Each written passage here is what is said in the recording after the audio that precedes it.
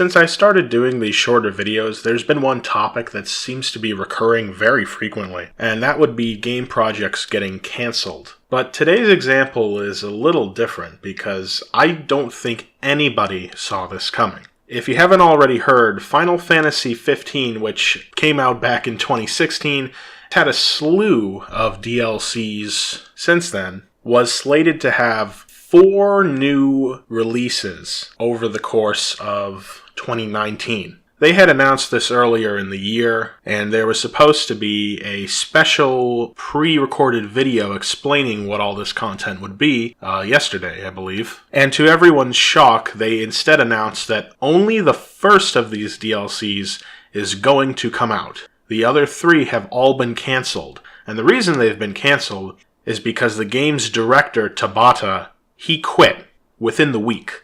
This effectively led Square Enix's management to just completely curb anything related to Final Fantasy XV, and that includes some planned bonuses for the PC version that just won't be happening. There was talk of mod support. I've heard that mod support was actually demoed at some game conferences, but it's not going to make it into the official release. Now, I'm not a tremendous Final Fantasy fan. I haven't really stuck with the series since, I guess 10. So I'm not really going to approach this from a fan's perspective. I haven't actually played Final Fantasy XV, and ultimately the reason for that is because it's a blatantly unfinished game. In my opinion, I watched someone play the beginning of the game and several other parts of it when it first came out, and that was really the main thought going through my head. This feels incomplete, like there's huge chunks missing, and there's all these really half-baked things, and I was just really baffled by it. That said, I'm someone who is generally interested in production, development, behind-the-scenes issues, and when art fails, kind of, if you want to put it that way. So I had kind of made a mental note of, I'll probably pick this up when it gets cheap, because it seems really interesting. But the fact that they were releasing so much content for the game, that just kept me away from it, because I wanted to wait until the game was functionally complete. Even after releasing their Game of the Year edition to coincide with the PC release, they were still going to do much more content. So I kind of just assumed I would never end up playing this game. I feel like it was just a week after the game came out that the director put out a statement where he thanked people for buying it, but acknowledged that they were going to have to patch many things to not just fix certain elements of the gameplay that kind of fall off the rails, but to explain the story, because the story didn't make sense. I don't know if it still makes sense. He pretty much acknowledged that even though Final Fantasy XV had been in development for, 10 years, and for many of those years we were just waiting for it, that it came out and it still wasn't really done. It kind of just baffled me, but I have to respect their commitment in trying to fix it, trying to improve it. They didn't have to do that.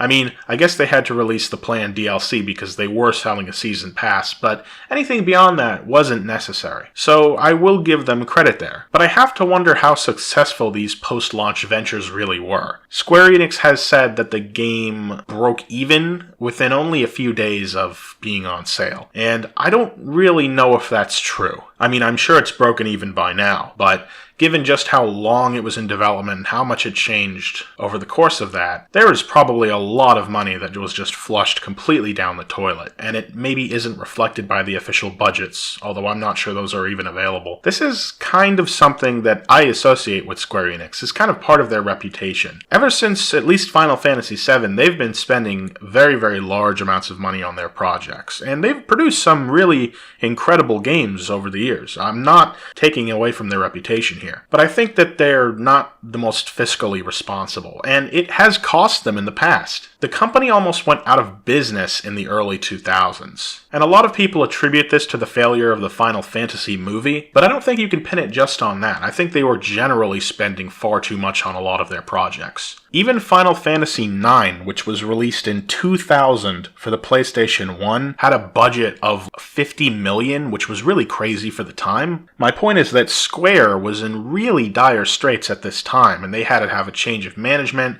They wanted to merge with Enix in order to stay afloat. And at the time, Enix refused because they were afraid that all of these bad Square leaders were going to bring them down too. If Square hadn't been able to partner with Sony and release Final Fantasy X to a lot of success, they would have gone out of business. And they did merge after that release, and they've obviously kept afloat since then. And maybe because they are making so much money these days, that the people in charge like Nomura don't really feel like they have to worry anymore. And maybe that's why they've had so many projects that have been in development for far longer than normal. They have all the capital in the world, and they don't really feel like they have to worry about it. There have been many reports in the past suggesting that this kind of ideology is what's really affected a lot of the Western properties that they now own and produce. It's why Tomb Raider seems to be losing money. It's why Hitman failed. Deus Ex is pretty much gone. There are many explanations for this, but there has been an observed expectation by Square Enix of Japan that these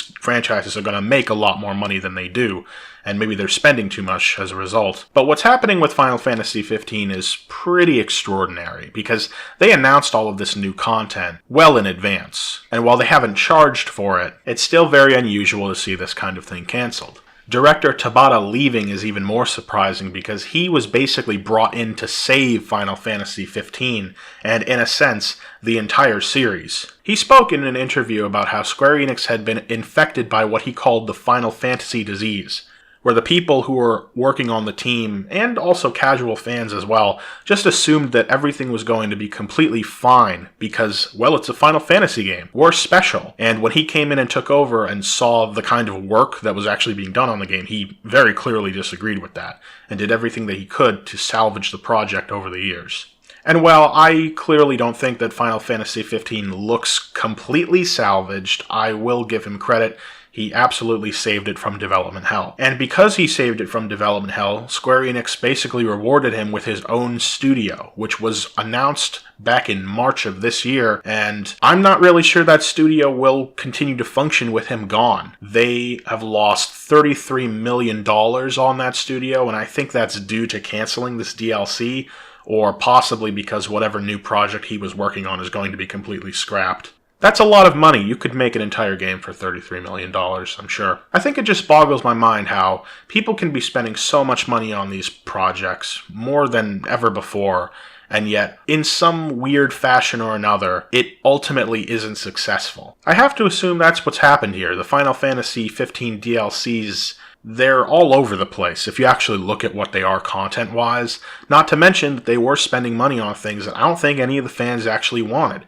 I don't think anyone asked for a multiplayer mode. VR fishing is a colossal waste of money. But these were pretty expensive projects that they were working on, and they thought they could produce 4 more. Still, if they weren't financially successful, they wouldn't have announced and greenlit them in the first place. So maybe there's something more going on here that we don't know about. Japanese game development, leaks and insider stuff, it doesn't tend to come out quite as much. So I don't know if we'll really get a full story on this unless Tabata decides to do some interviews. I hope he does well. He claims he's going to try to create his own company next, and that's always a very interesting prospect. As for Final Fantasy XV, I suppose it's never really going to be finished. And maybe that's fitting for a project that took so much time to produce, both in pre-production, full production, and post-release. I suppose I've rambled enough about this topic for today. Maybe I'll go and buy Final Fantasy XV when it's cheap, now that it's done. What have you thought of the game and its DLCs? Were you looking forward to these new releases? Are you upset by this announcement? Please, let me know in the comments. And here's hoping that we can go another week without something getting cancelled. See ya.